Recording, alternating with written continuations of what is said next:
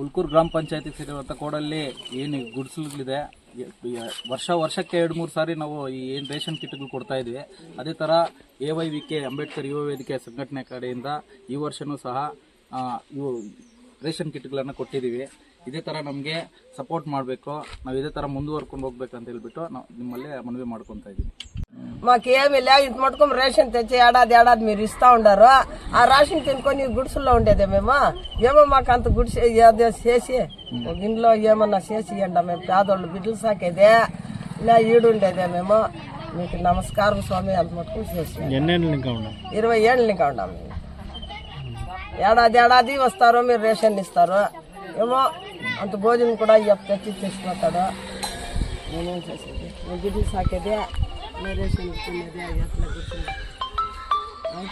గాలి వాన ఎట్లా ఏం బాధపడుతూ ఉంటాం మేము. మా బాధలు చూసి అంత దయచేసి ఏమో మా ముందే దయచేసి అట్లా చూసేసి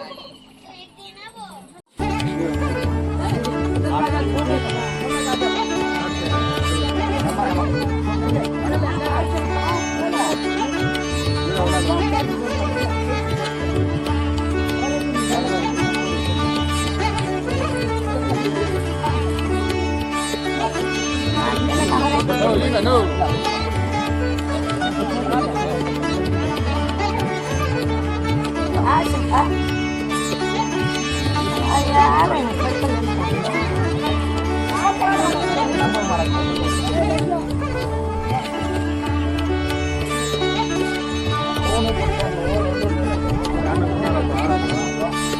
Oh,